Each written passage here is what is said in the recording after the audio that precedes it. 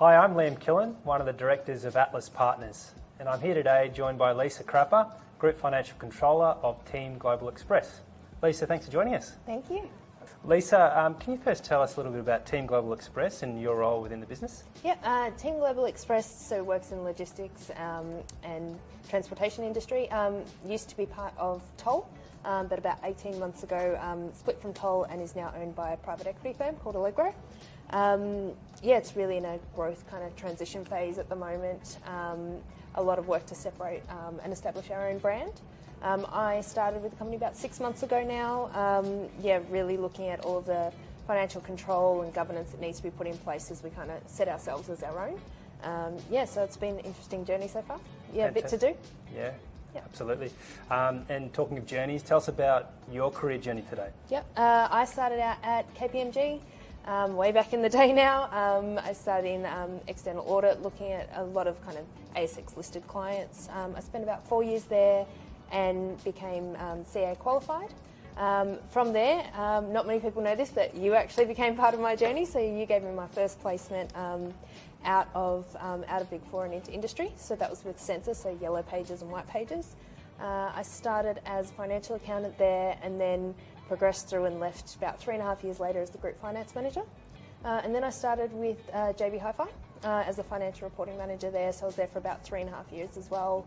And looking after all financial accounting, financial reporting, making sure the P&L balance sheet was right, and looking after the audit. And I was kind of managing quite a large team by the end of it. There was a team of about 18 people.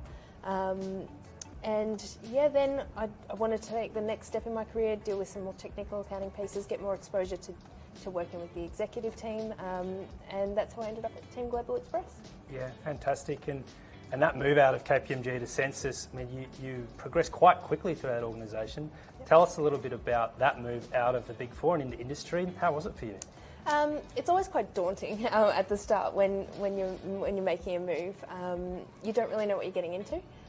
It's not like you've done the job before and then you're stepping into something that you're familiar with. You're really on the other side. It was daunting, but the biggest thing I found was I just threw myself into it and I just made sure I asked questions. And I think that's half the battle. Is you go in, you've got the right attitude, you're asking all the questions, and then over time you piece it together. But it does take a little while. And there's a few moments where I thought, oh my gosh, what am I doing? But it starts to piece itself together. Fantastic. Any specific advice for those, new graduates or those individuals that are maybe making that first move out into the world of C&I, into the world of industry? Any advice you might give for them? I would say just make the move when it feels right for you, and just as long as you've got the right drive, the right attitude to learn, the willingness to throw yourself into things, that's all you need. Everything else I find you can learn. But what you really kind of can't teach is really just having that drive and that commitment to really want to push yourself. So, as long as you've got that, it will be fine. There'll be times where you'll hesitate and you'll doubt yourself, but over time, it will come together. And in terms of your career today, you've again had a really meteoric rise through some great organisations. Is there anyone that you would attribute to having a particularly strong impact on your career? There's a lot of people. I've been really, really fortunate in my career to work with some really fantastic people and some great mentors who always gave me the time whenever I had questions, even if I just wanted to talk about, I don't know what I want to do next, or this is what I'm thinking, this is how I'm feeling. They always made time. And that's something that has really, really helped me and set me on the path and helped me to reassure myself that what I'm doing and the journey I'm going on, I'm taking the right steps. So.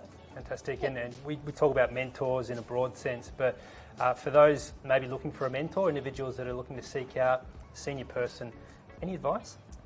I'd say ask. A lot of people would be very willing to help others, and they can do that themselves, but it is really nice if you ask. I know I've done that in the past as well, where I've said, can I book a catch up with you for half an hour once a quarter, things like that, and it goes a long way. So just ask, because I don't think you'll hear no very often if you ask a question. Lisa, some absolute gold in there. Thanks so much for joining us. Thank you so much.